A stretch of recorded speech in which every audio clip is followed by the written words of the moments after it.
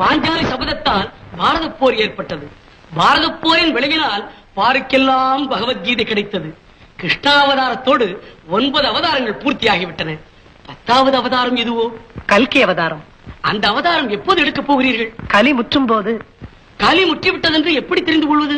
சத்தியம் பொய்யாகும், தர்மம் தலை சாயும், அறநெறிகள் அலைமோதும், அதர்மம் அரசாளும், பருவநிலை மாறும், பசுமைக்கு பஞ்சம் வரும், வறுமை சதிராடும், மண்ணுலகே நரகாகும்.